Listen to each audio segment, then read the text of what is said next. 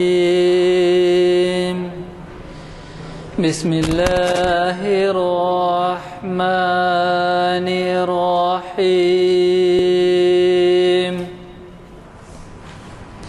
تبت يدا أبي لهب وتب ما أغنى عنه ماله وما كسب سيصلى نارا ذات لهب وامرأته حمالة الحطب في جيدها حبل من مسد صدق الله العظيم.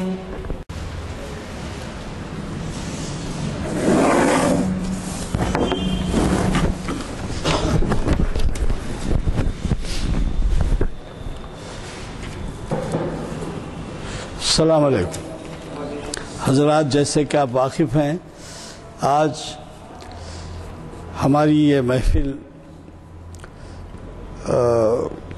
شریعت انفارمیشن سروس، جس کا نشست نمبر 420 ہے، مسجد عالیہ، جامع مسجد عالیہ گن فاؤنڈری حیدرآباد کے کانفرنس ہال میں آج بتاریخ 21 نومبر 2011 بروز دوشنبہ پیر منعقد ہو رہی ہے۔ جیسے کہ آپ واقف ہیں، ہماری بلیٹن میں اعلامیہ نمبر 407 میں پروفیسر محسن عثمانی ندوی صاحب آج مخاطب کرنے والے تھے، لیکن انہیں دو دن پہلے کوئی ارجنٹ کام کی وجہ سے بہار جانا پڑا، تو انہوں نے مجھے فون کیا اور بتایا کہ وہ اس مجبوری کے عالم میں ہیں۔ تو میں نے ان سے درخواست کی کہ آپ کسی صاحب کا انتظام فرمائیں۔ تو آج ہمارے درمیان جو صاحب تشریف فرما ہے، مقرر اسکالر ہیں اسلامک اسٹڈیز کے، جناب محمد ادریس صاحب، وہ تشریف لائے ہیں اور وہ آپ کو مخاطب کریں گے۔ البتہ یہ ہے کہ عنوان وہی رہے گا، موجودہ مسلم معاشرہ ضرورت اصلاح۔ اس کا بھی ذکر کر دوں میں آپ سے کہ حزب سابق یہاں کتب رکھی ہوئی ہیں، کافی کتب رکھے ہوئے ہیں، آپ رجسٹر میں نوٹ فرمائیں، لے جائیں اور پھر واپس لا کر رکھ دیں، تاریخ ڈال دیں آج کی، اور اس کے بعد واپسی کی تاریخ بھی اس میں لکھ دیں۔ ایک دوسرا اعلان یہ بھی ہے کہ پیر کے دن، چہارشنبے کے دن 23 نومبر کو اقبال کی مختصر نظموں کا جائزہ کے عنوان سے ماہر اقبالیات ڈاکٹر یوسف اعظمی صاحب محفل اقبال شناسی کی 642ویں نشست کو مخاطب کریں گے۔ مقرر صاحب نے اس کا اظہار کیا کہ وقت جو ہے کم ہوتا ہے، کیونکہ ظاہر ہے عصر کی نماز کے بعد مغرب کا وقفہ کم ہو گیا ہے، تو اس لیے ان کو 35 منٹ سے زیادہ نہیں مل رہے ہیں۔ بہرحال ہم اس بات کے لیے خوش رہتے ہیں کہ ہمارے مقررین دریا کو کوزے میں بند کر دیتے ہیں۔ ان کی تیاری کے لحاظ سے وہ جو ہے وہ مشکل ہوتی ہے کہ ان کا وہ اہتمام کریں۔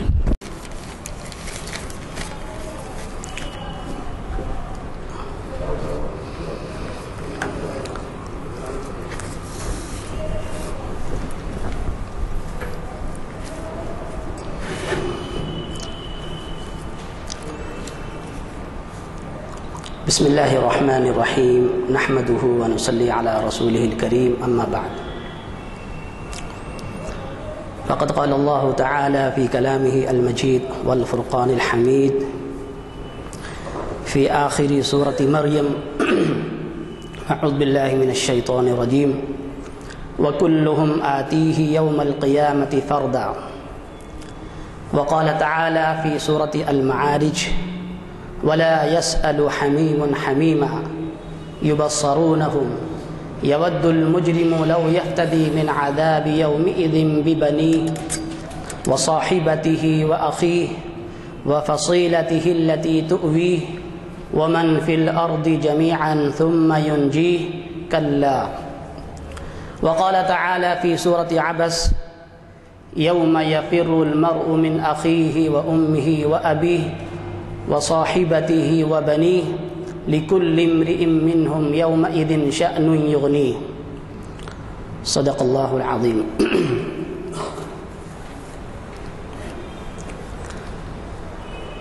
معزز حاضرین، اس وقت میں آپ حضرات کے سامنے موجودہ عنوان شریعت انفارمیشن کے تحت قرآن پاک کی 3 صورتوں میں مختصر آیتوں کا ذکر کیا ہے، تلاوت کی ہے۔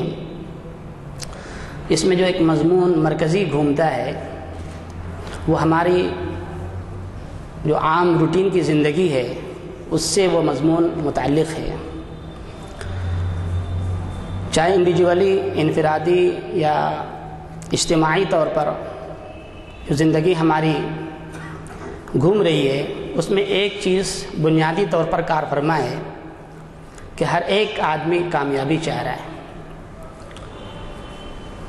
وہ کامیابی انفرادی مل جائے، وہ کامیابی ملکی اور قومی سطح پر مل جائے، یا یہ کہ وہ کامیابی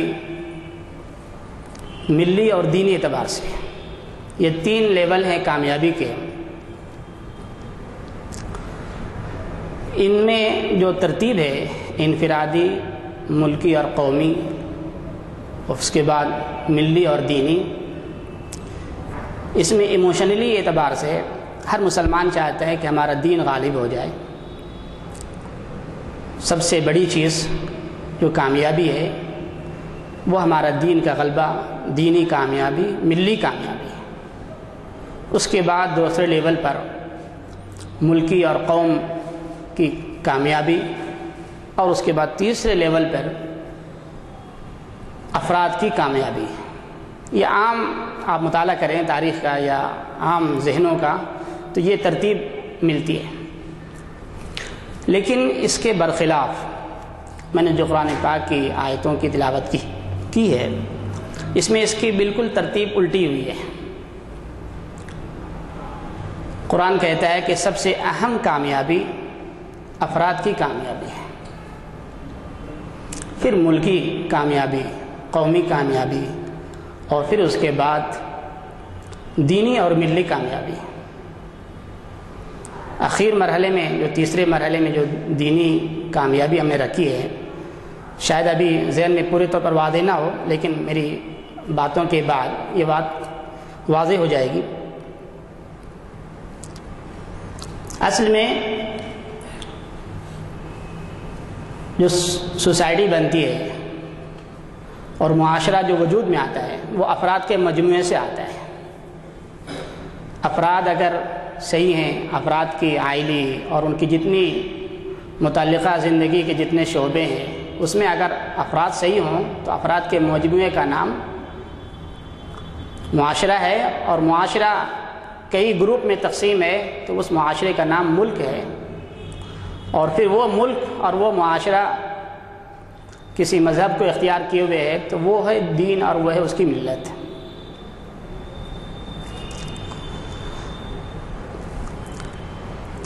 شرعی اعتبار سے جو ہمارا اور آپ کا ایمان ہے جس کی بنیاد توحید پر ہے،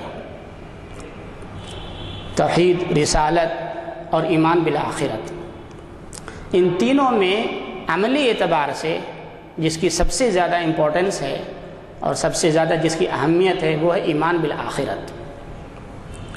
ہر مسلمان کا ایمان بالآخرت ہے، آخرت پر یقین ہے، لیکن وہ ایک عقیدے کے درجے میں ہے۔ وہ عقیدے کے درجے سے نکل کر شریعت میں مطلوب ہے کہ وہ ہمارا ایمان بالآخرت شعور کے درجے میں آئے، شعور کی سطح میں سامنے آئے۔ اگر یہ آخرت کا تصور ہمارے شعور میں نہیں ہے، ہمارے شعور کے رگ و ریشے میں نہیں ہے اور ظاہر میں استحضار نہیں ہے، تو پھر یہ توحید اپنا رخ اختیار کر کے فلسفہ اختیار کر لیتی ہے۔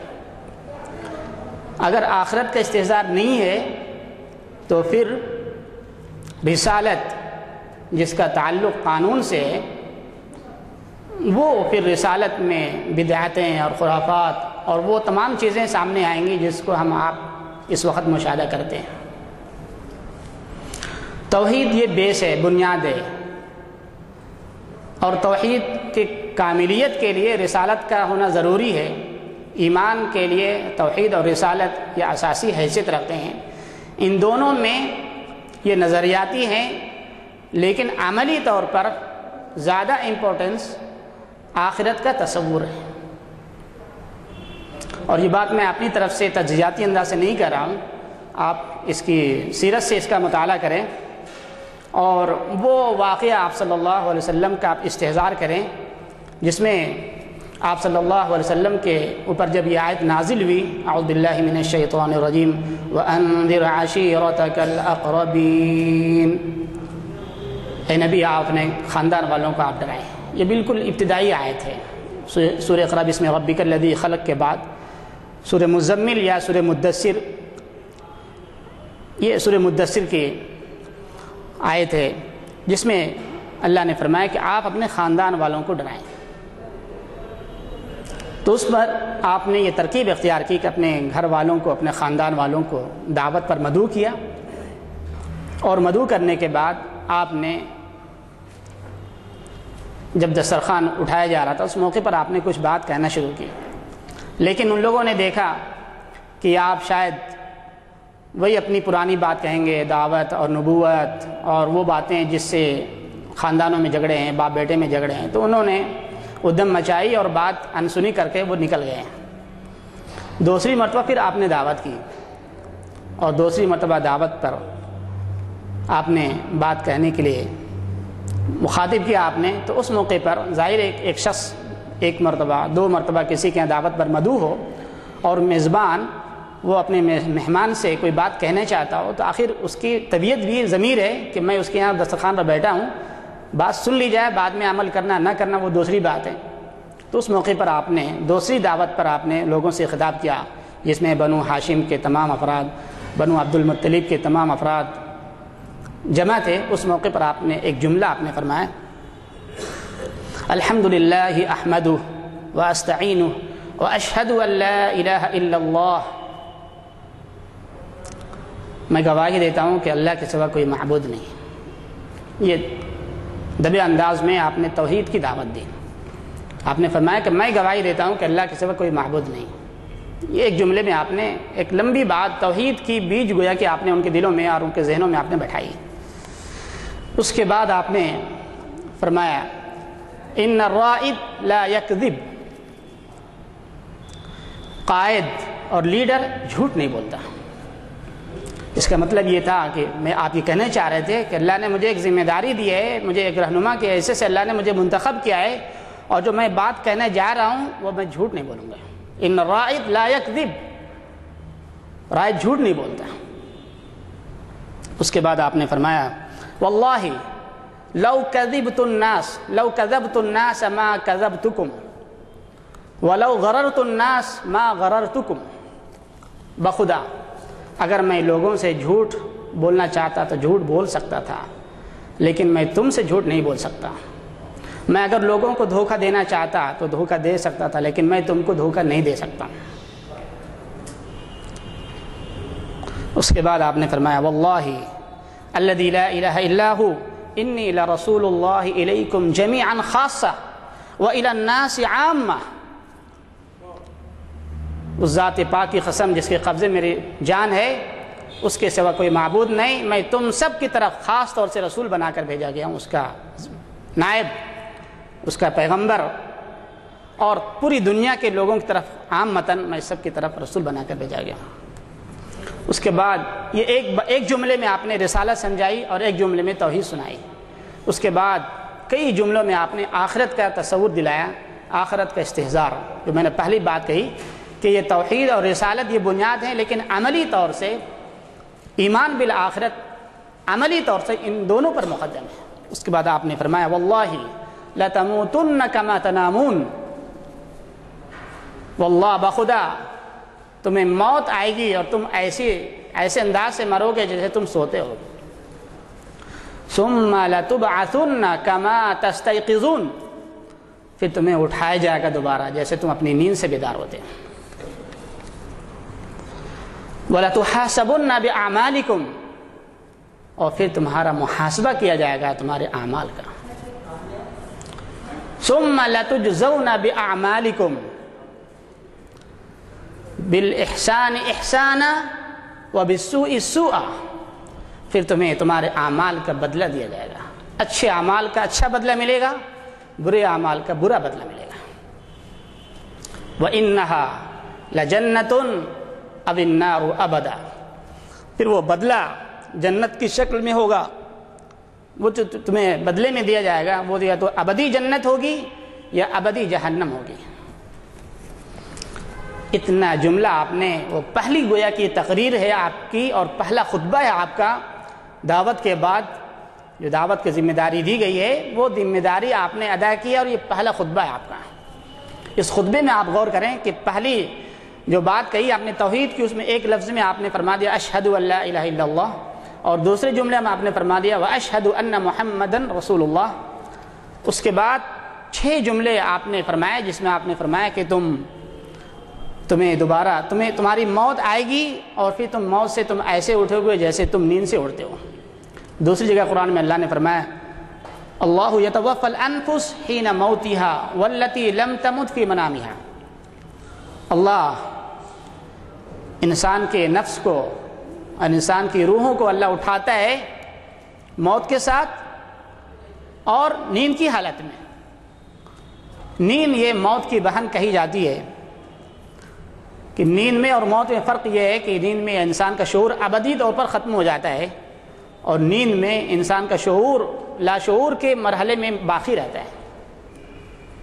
جب اس کو کسی طرح سے اس کو آواز دی جاتی ہے تو اس کا لاشعور سے شعور اس کو وجود میں آتا جاگتا ہے تو پھر وہ نیند سے بیدار ہو جاتا ہے۔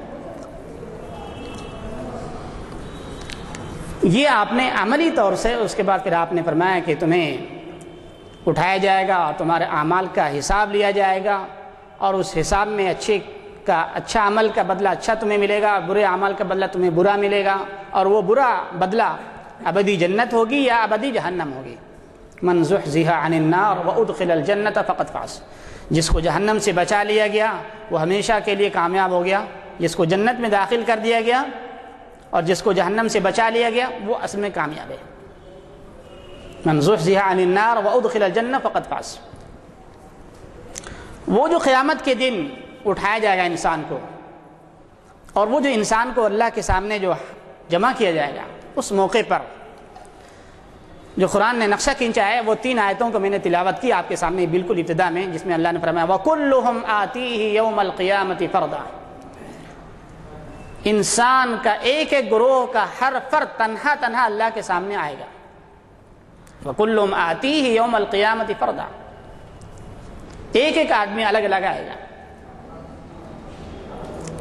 لا يسأل حمیم حمیما، ایک دوست اپنے دوست سے کچھ مدد مانگے گا، اس کے لیے دست سوال پھیلائے گا، بھیک کا ہاتھ دراز کرے گا۔ یبصرونہم، اور وہ اس وقت اپنے دوستوں کو، اپنے بھائیوں کو، اپنے والد کو، اپنی والدہ کو، اپنی بیٹی کو، اپنے تمام رشتہ دار ہیں، سورہ معارج کا مطالعہ کریں، یبصرونہم، ہر ایک کو ایک دوسرے کو دکھا دیا جائے گا۔ اس وقت مجرم تمنا کرے گا لو یفتدی من عذاب یومئذ ببنیہ، اے کاش اس کی جان بچ جاتی ہے اور وہ اپنی جان کے بدلے میں فدیے کے طور پر اپنے بیٹے کو حوالے کر دیتا کہ اس کو جہنم میں داخل کر دو، مجھے بچا لیا جائے۔ یفتدی من عذاب یومئذ ببنیہ وصاحبتہ واخیہ، اور اپنی بیوی کے بارے میں کہے گا کہ میری بیوی کو آپ جو جہنم میں داخل کر دو، مجھے بچا لو، میرے بھائی کو لے جاؤ، وصاحبتی واخی وبنی،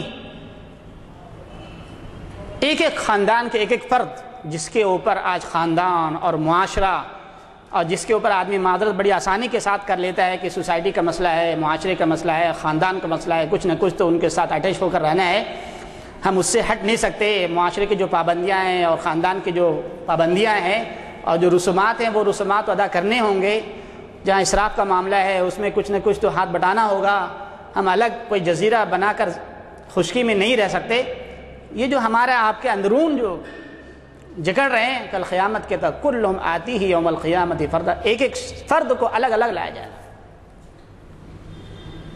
اور اس کے بعد تیسرے بارے میں سورہ عبس میں فرمایا کہ اس وقت تو یوم یفر المرء من اخیہ، اور جب انسان کسی سے کل قیامت کے روز اپنی کامیابی کے لیے کچھ ہاتھ پھیلائے گا تو کوئی اس کا ساتھ دینے والا نہیں ہوگا۔ یہ تینوں صورتوں کی جو آیتیں ہیں میں نے جس کو جمع کیا ہے، قرآن کا ایک اصول ہے جب کوئی بہت امپورٹنٹ بات کہتا ہے تو کم از کم 2 جگہ ضرور اس کا ذکر کرتا ہے، اس سے زیادہ تو کئی جگہ ذکر کرتا ہے لیکن کم از کم 2 مرتبہ مختلف جگہوں میں ضرور ذکر کرتا ہے۔ یہ جو مضمون میں نے ذکر کیا آپ کے سامنے کہ امپورٹنٹ ہے کہ انسان کو کل آخرت میں اس کے اعمال کا حساب لیا جائے گا، اور ایک ایک فرد کی کامیابی اس کے اپنی ذاتی طور پر منحصر ہے، اس کو اللہ نے 3 جگہوں میں ذکر کیا جس کو میں نے آپ کے سامنے کوٹ کیا ہے۔ جب انسان کی کامیابی ہوگی تو پھر اس کے افراد کی کامیابی سے خاندان کی کامیابی ہوگی، خاندان کی کامیابی سے پھر ملک کی ملت کی کامیابی ہوگی، پھر مذہب اور دین کی کامیابی ہوگی۔ یہ امپورٹنٹ ہے آخرت کا تصور جس کو اللہ نے 3 جگہوں میں ذکر فرمایا۔ یہ کامیابی ہمیں کیسے حاصل ہوگی؟ اس کے لیے اللہ نے آسان سے سادہ اصول بنائے ہیں کہ اللہ کی رضا حاصل کرنے کے لیے اور آخرت کے سنوارنے کے لیے اللہ نے ہمارے ذمے کچھ فرائض عائد کیے ہیں۔ فرائض اگر ہمارے پورے ہو جائیں گے تو اللہ کامیاب کرے گا ہمیں، اور دنیا میں بھی اس کی کامیابی کی ضمانت ہے اور آخرت کے اندر بھی ہے۔ فرائض میں کس طرح کے فرائض ہیں یہ بھی ایک مسئلہ ہمارے سامنے، شاید تھوڑی سی بات تلخ ہو جائے لیکن میں آپ کے سامنے ذکر کرتا ہوں۔ ہمارے یہاں عام طور سے جب فرائض کا ذکر ہوتا ہے تو وہ فقہی جو نقطہ ہمارا ہے کہ بنی الاسلام علی 5 اشہد ان لا الہ الا اللہ واشہد ان محمد رسول اللہ واقام الصلاۃ وایتاء الزکاۃ والحج وصوم رمضان متفق علیہ، کہ وہ 5 فرائض ہمارے خاص ہیں، نماز، روزہ، حج، زکوٰۃ، صدقات، یہ ہمارے ذہنوں میں فرائض آتے ہیں۔ بالکل یہ بھی فرائض ہیں، اس کی فرائض کی اہمیت کو انکار نہیں ہے، لیکن اس سے کچھ اور بھی فرائض ہیں انسان کے اوپر۔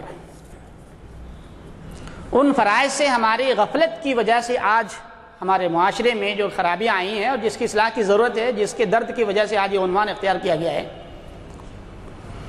یہ جو فرائض ہیں یہ بھی بنیادی فرائض ہیں، لیکن ان بنیادوں میں سے ایک اہم ترین اور اولین ترین فریضہ جو ان فرائض سے بھی زیادہ مقدم ہے وہ ہے غلبہ دین کی محنت اور کوشش کا احساس۔ نماز سن 1190 میں فرض ہوئی ہے، آپ اندازہ کریں سن 1190 میں نماز فرض ہوئی ہے۔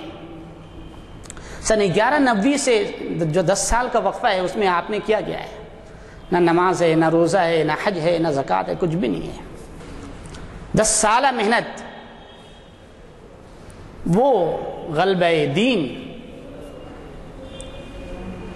دین کو اپنے اوپر، اپنے نفس کے اوپر، اپنی خواہشات کے اوپر، اپنے خاندان کے اوپر، اپنے ملک کے اوپر اور پورے عالم میں دین غالب کیسے آ جائے، اس کے لیے تن من دھن کی بازی لگانا، اور اس کے لیے جان کی، مال کی، وقت کی، سب چیزوں کی قربانی دینا، یہی ایک فکر تھی جو رسول اللہ صلی اللہ علیہ وسلم کو گھلائے رکھتی تھی۔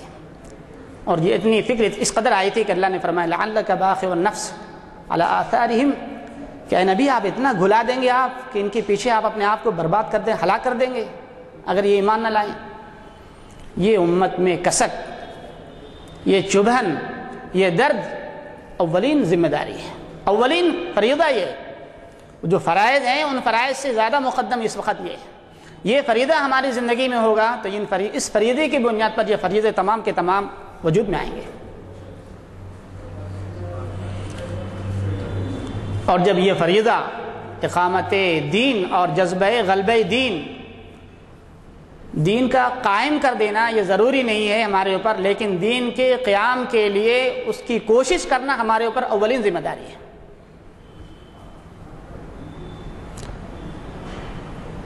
یہ ذمہ داری ایک پروسیس سے ہوگی، ایک وقت لگے گا، ایک لمبا وقت چاہتا ہے اس کے لیے۔ یہ لمبا وقت جب اس میں آدمی وقت لگائے گا، اپنی فکر لگائے گا، اپنی انرجی صرف کرے گا، تو اس میں نہ اس کا کھانا اچھا ہوگا، نہ اس کا لباس اچھا ہوگا، نہ اس کے اچھے مکانات ہوں گے، نہ اس کی سواری اچھی ہوگی۔ اس کے دل و دماغ میں تو ایک نقشہ ہوگا جو ذمہ داری رسول اللہ صلی اللہ علیہ وسلم کو دی گئی، یا ایھا رسول بلغ ما انزل الیک من ربک وان لم تفعل فما بلغت رسالتہ واللہ یعصمک من الناس۔ اللہ نے وعدہ کیا ہے اس جذبہ اقامت دین اور یہ جذبہ مجاہد دین کے اوپر اللہ نے کہا میں نے آپ کی ہر طرح سے میں نے آپ کی حفاظت کی ذمہ داری لی ہے۔ آج معاشرے میں ایک تو خرابی ہے داخلی طور پر کہ داخلی خرابیاں آ رہی ہیں، اور ایک معاشرے میں باہر سے کچھ حملے ہو رہے ہیں جس کی بنیاد پر مسلم معاشرے کے کھوکھلے ہو گئے ہیں اور اس کی بنیادیں ہل گئی ہیں۔ ان تمام کی جو واحد بیماری کا جو علاج اللہ نے فرمایا ہے کہ آپ جذبہ اقامت دین آپ اپنے اندر پیدا کریں اور اس کی کوشش کریں۔ واللہ یعصمک من الناس، میں آپ کی حفاظت کی ذمہ داری لیتا ہوں۔ ایک مثال میں آپ کو دیتا ہوں کہ اللہ نے ذمہ داری جو حفاظت کی دی ہے وہ صرف ایسا نہیں کہ صرف رسول اللہ صلی اللہ علیہ وسلم کے لیے ہے، یہ قرآن آپ کے لیے اور آپ کے ذریعے امت کے لیے، آپ صحابہ کے بعد آج ہمارے لیے قرآن ہم سے مخاطب ہے، اور قیامت تک کے لیے قرآن ایک ایک فرد جو اس قرآن کو مانے گا اور اس کو پڑھے گا اور اس کو اپنے خدا کی کتاب سمجھے گا وہ اس سے مخاطب ہے۔ واللہ یعصمک من الناس، میں آپ کی لوگوں سے حفاظت کروں گا۔ آج مسلم معاشرے میں جو خرابیاں ہیں، کیوں؟ بہت طرح خرابیاں ہیں، جھوٹ کی خرابی، امانت داری کی جھوٹ، امانت، ایک دوسرے کا مذاق، ایک دوسرے کے طعن و تشنیع، دوسروں کے حقوق دبانا، ایک دوسرے پر جو کرپشن ہے، ان تمام کا حل آدمی جھوٹ کیوں بولتا ہے؟ جھوٹ بولنے کا سبب یہ ہے کہ اپنی کچھ منفعت حاصل کرنا ہے، یا تو اس سے کچھ لینا ہے یا اس کو کچھ دینا ہے، اور اس میں کچھ جو اپنی جو ذاتی مصلحت ہے، اپنا نفع ہے، اس نفع کو حاصل کرنے کے لیے آدمی جھوٹ بولتا ہے۔ فرمایا کہ تمہیں جو بھی آفت یا مصیبت، آدمی ایک چیز میں بہت مصروف ہے اور دوسروں سے ملنا نہیں چاہ رہا، ہم عموماً فون پر بات کرتے ہیں، کوئی بہت امپورٹنٹ کام ہوتا ہے، آدمی صاف کہہ دیتا ہے کہ ابھی نہیں ہے، یا گھر والوں سے یا خود آدمی جھوٹ بول دیتا ہے۔ اس سے آنے میں پریشانی محسوس کر رہا آدمی کہ اگر وہ اس وقت آ گیا تو شاید مجھے پریشانی ہوگی اور میں پریشانی میں پھنس جاؤں گا۔ بہت طرح کی آپ اندر ڈیپ میں جائیں گے تو یہ تمام چیزیں آتی ہیں کہ اپنے نفع کا حصول اور لوگوں کی مصیبتوں سے حفاظت۔ اللہ نے فرمایا واللہ یعصمک من الناس، میں آپ کی حفاظت کروں گا لوگوں سے۔ آپ جذبہ اقامت دین اپنے اندر پیدا کیجیے اور اس کے لیے اپنے آپ کو لگائیے، میں آپ کی ہر ایک فرد سے میں آپ کی حفاظت کروں گا۔ اور اس کی مثال تاریخ میں جب آپ ہجرت کرنے کے لیے آپ نے ارادہ کیا تو دشمنان پورے مکہ کے نوجوانوں نے آپ کے گھر کا احاطہ کیا کہ کسی ایک شخص کے اوپر خون کا وہ ذمہ داری نہ جائے، تو پورے قریش کے جو نوجوان تھے وہ آپ کے گھر کے ارد گرد جمع ہو گئے اور ایک بار میں نعوذ باللہ آپ کا خاتمہ کرنا چاہتے تھے۔ آپ اللہ کے حکم سے آپ نکلے، واللہ یعصمک من الناس، حکم ملا، آپ ایک مٹھی آپ جو ہے ان کے آنکھوں پر آپ دھول پھینکے، اور دھول پھینکی آپ نے اور ایک ایک کی آنکھوں میں دھول گئی اور پھر وہ وہاں سے آپ بآسانی نکل گئے۔ اس پر بھی اللہ نے فرمایا وما رمیت اذ رمیت ولکن اللہ رمی، اے نبی آپ نے ان کی آنکھوں میں دھول نہیں پھینکی، میں نے دھول پھینکی ہے۔ اور پھر کس انداز سے آپ نے حفاظت فرمائی، انسانوں کی جو ہلاکت ہے، جو آپ کی جان کا خطرہ تھا، اس سے آپ نے کتنے آسانی کے ساتھ اللہ نے حفاظت فرمائی۔ انا لننصر رسولنا والذین آمنوا فی الحیات الدنیا، تاکید ہے۔ آپ عربی زبان جانتے ہوں گے تو تاکید با تاکید، لام تاکید اور نون تاکید ثقیلہ آیا ہے، جو عربی کے جاننے والے گرامر کے، میں ضرور بھی ضرور مدد کروں گا اپنے رسولوں کی اور رسولوں کے جو فالوورس ہیں، جو ان کے ماننے والے ہیں، جو ان کے ہمارے دین کی مدد کریں گے۔ کہاں؟ فی الآخرہ، فی الدنیا، ہم دنیا میں آپ کی مدد کریں گے۔ لننصر رسولنا والذین آمنوا فی الحیات الدنیا، ہم دنیا میں مدد کریں گے آپ کی۔ یہ جذبہ اقامت دین کے اوپر اللہ کی یہ تمام وعدے ہیں، یہ وعدے کب ہوں گے؟ جب ہم تمام فرائض کے مقابل میں اس کو اولین درجے میں اس کو ہم رکھیں. یہ اولین درجے میں جب ہماری یہ ذمہ داری عائد ہوگی، اسی ذمہ داری کو اللہ نے پورا کرنے کے لیے دعا سکھائی ہے، ایھا الذین آمنوا استعینوا بالصبر والصلاۃ. اے ایمان والو، تم صبر کے ذریعے سے اور صلاۃ نماز کے ذریعے سے تم مدد چاہو. کس کی مدد؟ صبر کے ذریعے سے اس کی مدد چاہنی ہے، تو یہ ظاہر یہ اعلیٰ درجے کے اس کے حصول کے لیے صبر کے ذریعے سے مدد چاہا جا رہا ہے اور نماز کے ذریعے سے مدد چاہا جا رہا ہے. جب یہ جذبہ ہوگا اور استحضار آخرت کا ہوگا تو پھر صبر میں صبر آئے گا، اور صلاۃ میں صلاۃ کی جو حقیقت ہوگی وہ آئے گی، اور زندگی میں جتنے نظام ہیں جس میں آج مسلم معاشرہ گرا ہوا ہے وہ تمام فسادات ختم ہو جائیں گے.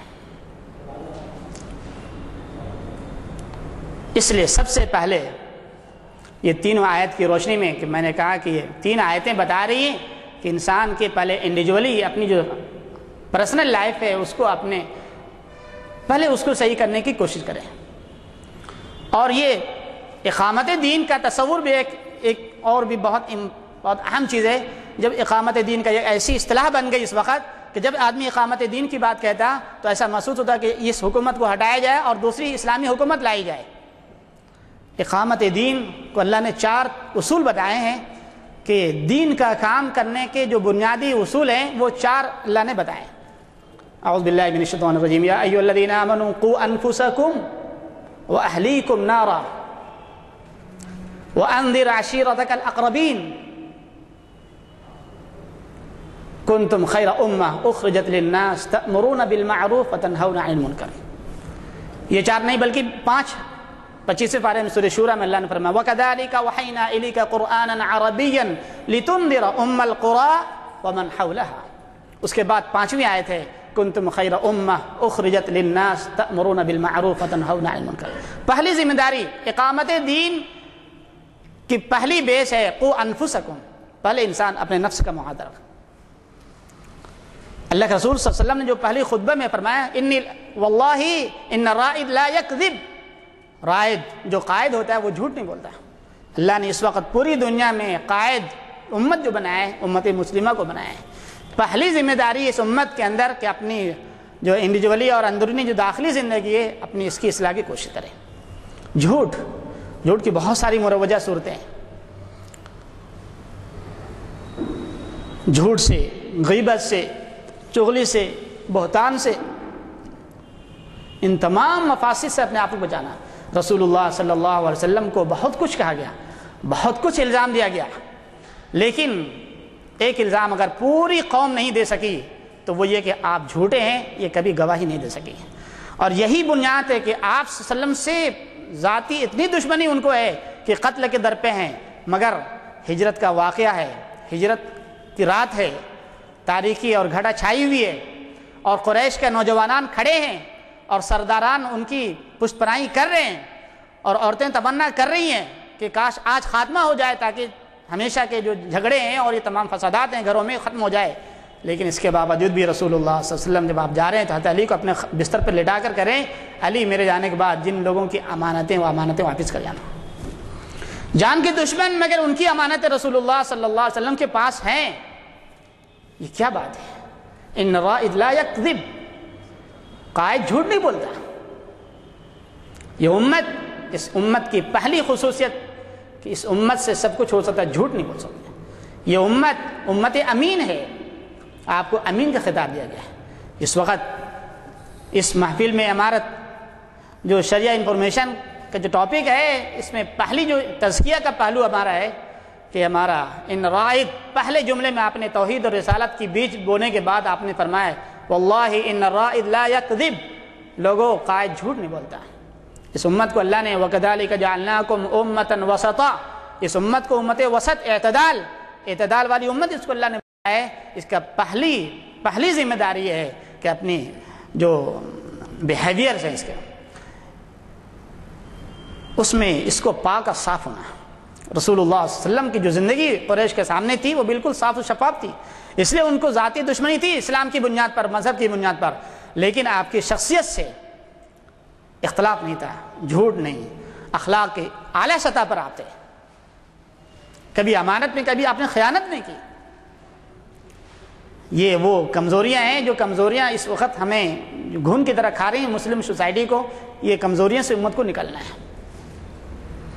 اور یہ کمزوریوں کو نکالنے کے لیے وہ جب آخرت کا استحضار ہوگا، جس وقت انسان کے سامنے ایک ایک عمل کا حساب اس کے دائیں ہاتھ میں دے دیے جائیں گے اور بائیں ہاتھ میں دیے جائیں گے برے اعمال، وہ آخرت کا استحضار ہوگا، تو پھر انسان کو اپنی پڑی ہوگی، دوسروں کی نہیں پڑی ہوگی۔ آپ صلی اللہ علیہ وسلم نے منافقین کی ایک لسٹ دی تھی، آپ نے یہ لسٹ ہے ایک صحابی کو جن کو امین و ہادی الامہ کہا جاتا ہے، حضرت عمر رضی اللہ تعالیٰ عنہ ان کے پاس پہنچتے ہیں اور کہا کہ آپ یہ تو بتا دیں کہ میری اس لسٹ میں میرا نام تو نہیں ہے۔ مزاج دیکھیے آج ہمارا ہوتا ہے، ہم پوچھتے ہیں کہ ذرا بتائیے کون کون لوگ ہیں یہ جو سوسائٹی میں جو بڑے مانے جاتے ہیں، ان میں سے کن کا نام ہے۔ نعوذ باللہ، یہ ذہن کی تربیت کی بات ہے کہ وہ تربیت ہی رسول اللہ صلی اللہ علیہ وسلم کی۔ آپ فرما رہے ہیں کہ اے فلاں امین و ہادی الامہ، آپ بتائیں میرا نام تو اس میں نہیں ہے۔ دوسروں کا آپ نام نہیں پوچھ رہے ہیں، اپنی فکر ہے۔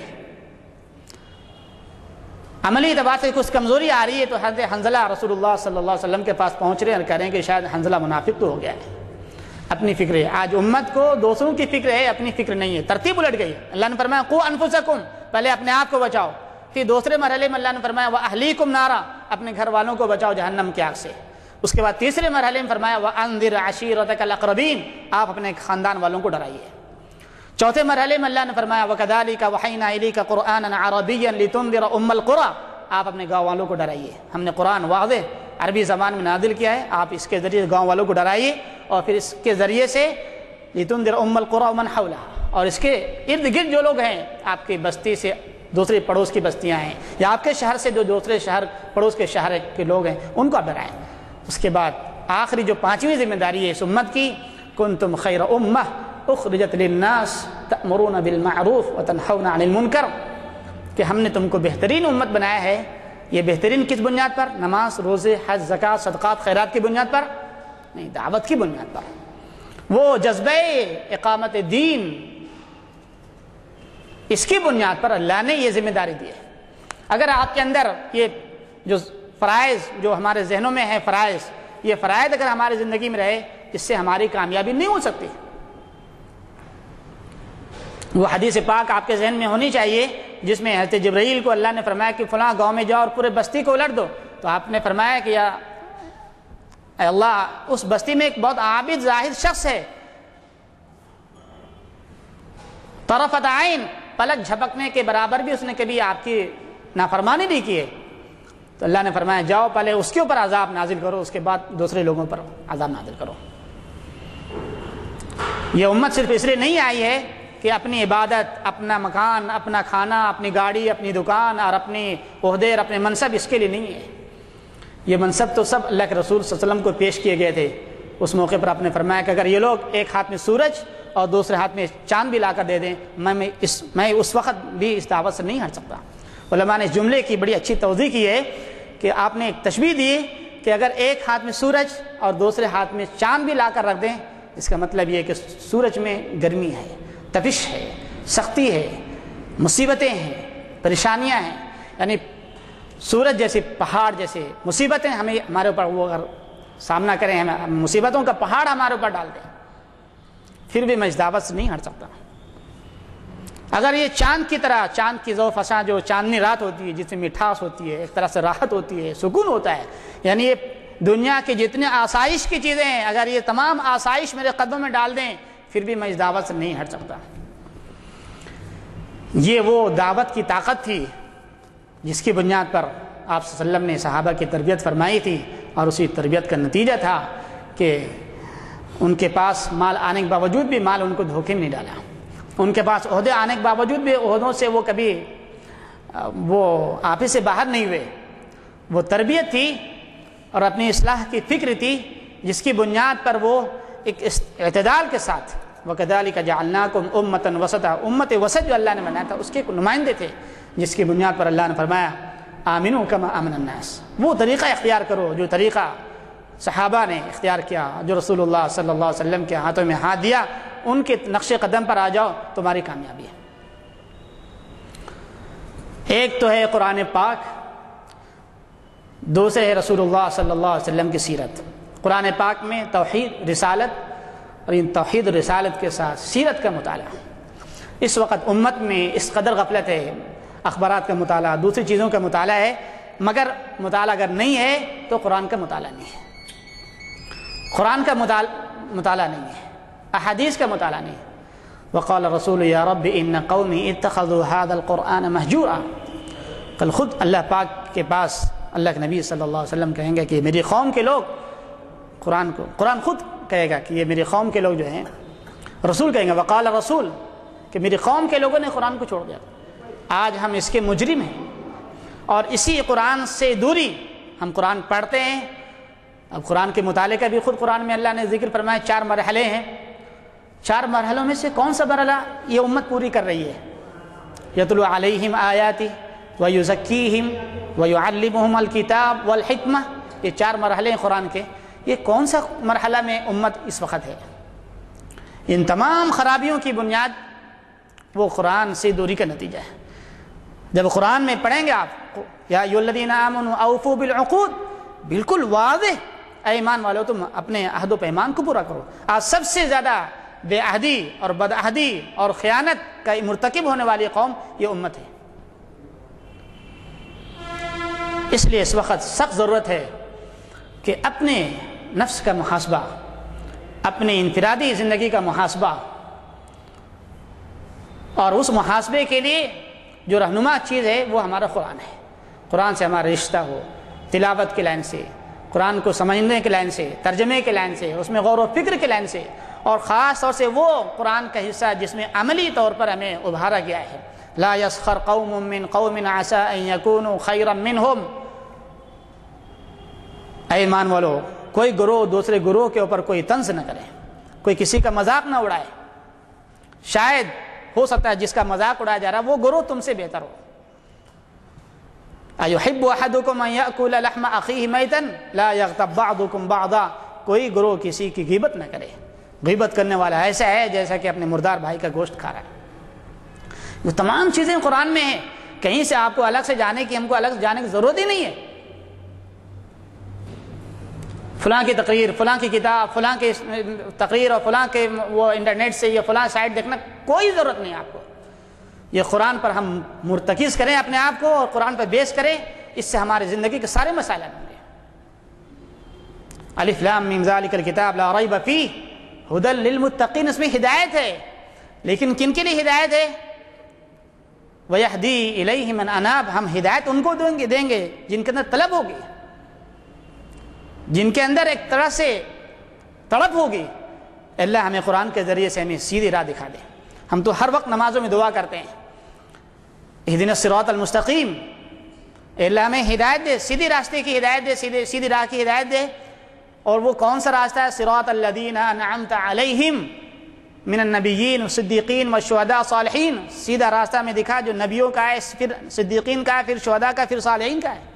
ہم 5 وقتی کی نماز میں یہ 4 دعا کرتے ہیں کہ ہم کو نبیوں کا راستہ چاہیے۔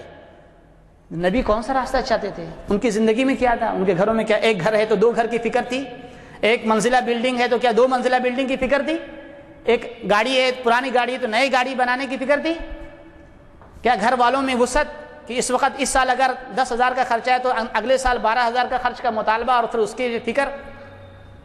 جو پہلی زندگی رسول اللہ صلی اللہ علیہ وسلم کی تھی وہی آخر تک زندگی میں آپ نے کفایت شعری۔ اس وقت امت میں مال ہے مگر مال کا صحیح استعمال نہیں ہے، اس لیے اسراف اور پھر زینت۔ فقہا نے ایک بات کہی ہے، میں بات ختم کرتا ہوں، بات ٹائم ہو گیا ہے، 1 منٹ میں بات کرتا ہوں۔ فقہا نے کہا ہے کہ زیب و زینت اور تمام آسائش کی چیزیں شریعت نے منع نہیں کی، بے شک منع نہیں کی ہیں، لیکن کس وقت منع نہیں کی ہیں؟ کیا ہم آپ قرآن صحابہ سے زیادہ بہتر جاننے والے ہیں؟ کیا رسول اللہ صلی اللہ علیہ وسلم اور صحابہ کی زندگی میں آخر فتوحات کے دور نہیں آئے تھے؟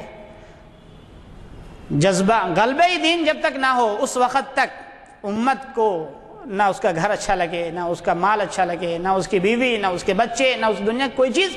یہ چیز صحابہ کو ستا رہی تھی، آج وہ چیز ہماری زندگی سے نکل گئی ہے۔ آج ہمیں ستا رہی ہے تو اپنا گھر، اپنا مکان، اپنی بیوی، اپنے بچے اور بچوں کی تعلیم اور تعلیم کے مرحلے میں دنیا کی تعلیم اور تمام چیزیں ستا رہی. اگر ستا نہیں رہی تو ہمارے گھروں میں زندگی میں جو دین تھا اس دین میں کیا ہمارے انحطاط ہو رہا ہے یا ہمارے اندر ترقی ہو رہی ہے؟ اور اگر ہمارے اندر ہے تو پھر ہمارے پڑوس میں، ہمارے گھر والوں میں، ہمارے رشتہ داروں میں، خاندانوں میں، بستی میں، شہر میں، محلے میں اور پھر پوری دنیا کی اس کی فکر ہے یا نہیں ہے؟ اس کی فکر نہیں ہے.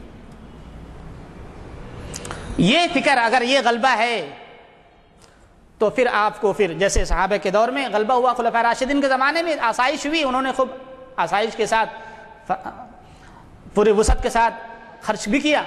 لیکن اگر جو پہلی 11 سال اور 13 سال مکی دور کا وہ دور، اگر وہ دور ہم دیکھیں تو اس دور کی روشنی میں ہمیں اس ایک پل ہمیں برقرار اور قرار آ ہی نہیں سکتا ہم کو. اس لیے بھائی دوستو بزرگوں، یہ جو خرابیاں اور کمزوریاں جو آ رہی ہیں شریعت میں، یہ اس کی وجہ ہے کہ ایک مقصد کے اوپر ہمارا ذہن مرکوز نہیں ہے، وہ ہے آخرت کا استحضار، اور آخرت کے استحضار کے ساتھ ساتھ آخرت کی تیاری. اور آخرت کی تیاری غلبہ دین، اور غلبہ دین کی بنیاد کو انفسکم، اپنے نفس سے، اپنے نفس اور اپنی خواہشات، اپنے جذبات، اپنی فکری، عملی، ان تمام چیزوں کی قربانی دینی پڑے گی. نفس کی، جان کی، مال کی، ان تمام چیزوں کو قربانی دینی پڑے گی. اس کے ذریعے سے تمام خرابیاں ہماری نکل جائیں گی. جب اللہ کے لیے اپنے آپ کو حوالے کر دے گا تو اس کی زبان سے جھوٹ نہیں ہوگا، امانت میں خیانت نہیں ہوگی، کیونکہ اس نے جان اور مال دونوں اللہ کے لیے حوالے کر دیا ہے. ان اللہ اشتری من المؤمنین انفسهم واموالهم. لہذا اب اس کی زبان بند ہوگی، اس کی زبان سے یا تو سچ نکلے گا یا پھر وہ خاموش رہے گا. من حسن اسلام المرء ترکہ ما لا یعنی. اللہ کے رسول صلی اللہ علیہ وسلم نے فرمایا کہ اسلام کی خوبی یہ ہے کہ لا یعنی چیزوں سے اپنے آپ کو دور رکھے. اگر استحضار آخرت ہوگا اور مقصد دین اس کے جو سامنے ہوگا تو پھر وہ لا یعنی چیزوں میں کبھی نہیں پڑے گا.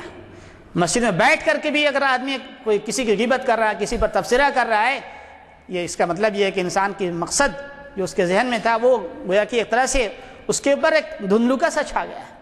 اس کی ضرورت ہے بھائی دوستو بزرگوں کہ آخرت کا استحضار اور اپنی زندگی کے مقصد کا استحضار، یہ دونوں چیزیں اگر ہمارے سامنے ہوں گی تو پھر ان دونوں کے ذریعے سے ہمارے لیے تمام وہ خرابیاں جو معاشرے میں آ رہی ہیں وہ تمام خرابیاں ہماری دور ہو سکتی ہیں. اللہ پاک ہمیں اور آپ کو ان تمام باتوں کی صحیح رہنمائی فرمائے، اور جو باتیں صحیح نکلی ہیں اللہ اس کو قبول فرمائے، اور اگر کوئی غلطی ہوئی ہے تو اللہ اس کو معاف فرمائے. وآخر دعوانا ان الحمدللہ رب العالمین.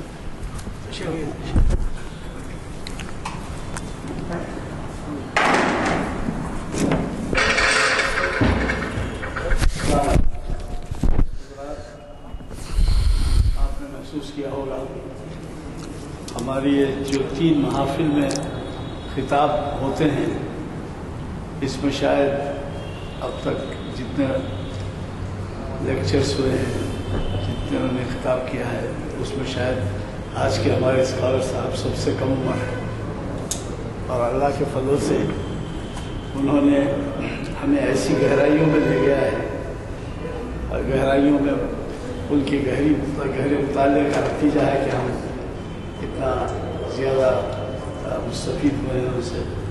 مجھے تبصرہ زیادہ کرنے کی ضرورت نہیں ہے، البتہ ضرورت اس بات کی سمجھتا ہوں کہ ہمیں آج کے اس درس سے بہت کچھ سیکھنا اور سبق لینا ہے، کیونکہ اس میں آپ بزرگ حضرات تو بہت کچھ جانتے ہیں لیکن نوجوان طبقہ کم جانتا ہے، اور اس میں عمل صدیق کی جانب سے اس میں کوتاہی ہوتی ہے، تو اس کی طرف توجہ دینے کی. میں نے پہلے ہی آپ سے ذکر کیا ہے کہ ہمارا 4 شنبے کا جو پروگرام ہے وہ ہے ڈاکٹر یوسف اعظمی ماہر اقبالیات مخاطب فرما رہے ہیں اقبال کی مختصر نظموں کا جائزہ. تو یہ مختصر نظمیں اقبال کی میں نے کافی اہمیت کی ہیں، اور آپ جب شریک ہوں گے اور استفادہ کریں گے تو آپ کو اندازہ ہوگا کہ ان مختصر نظموں میں کتنی اہم باتیں چھپی ہیں اور کتنے اہم عنوانات سے انہوں نے بھی مخاطب کیا ہے. تو میں چونکہ دعا ہو چکی ہے، اگر کوئی صاحب کی سوال کرنا چاہے